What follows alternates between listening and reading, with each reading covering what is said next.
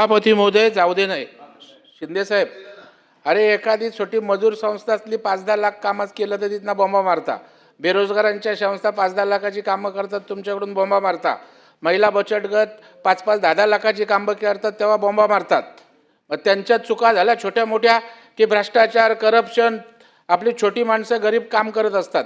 आणि इथं मोठे मासे आहेत जे त्याने हजारो कोटीचा भ्रष्टाचार करायचा, त्याच्यावर आम्ही बोलायचं नाही.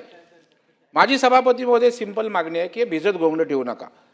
चौकशा होत राहतात, तुम्ही मोका लावण्याचं जाहीर त्या ठिकाणी केलं. आता मला सांगा की हे वेब्रिज असतात किंवा मार्ग असतात, हे त्यावर त्या ठिकाणी GPS ट्रॅकिंग असते, सगळं तुमच्याकडे आहे ना रेकॉर्ड. वेब्रिजच्या रिसिप्ट त्या ठिकाणी असतात, ते नाही आहे. तुमच्या बैठका कुठे झाला ते स्टेटमेंटमध्ये आलेले आहेत. मी आता काही नावं उल्लेख केले नाहीत, कुठल्या निवासस्थानी बैठका झाल्या ते आलेलं आहे. मग हे सभागृहाच्या माध्यमातून त्या ठिकाणी जनता बघत असते, मुंबईकर बघतोय की तुम्ही यासाठी काय करणार आहात की नाही, की तुम्ही आम्हाला गोलगोल गोलगोल उत्तरं देत फक्त राहणार. विषय त्या ठिकाणी असाच भिजत राहणार. जे परब साहेब म्हणाले की आपण,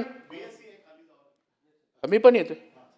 त्याच्यामुळे मला माझी विनंती आहे की टाईम बाउंड काहीतरी करा आणि मुंबईकरांना काय तो हिशोब द्या. नाहीतर काय होईल, प्रश्न विचारतोय, मला वाटतं दुसऱ्या तिसऱ्यांदा झालंय, SIT लागले, पुन्हा पुढच्या अधिवेशनात येणार. असं असेल तर बंद करून टाका ना, आम्हाला काय करायचं आहे. तुम्ही टाईम बाउंड या विषयाचं आउटकम कधी देणार.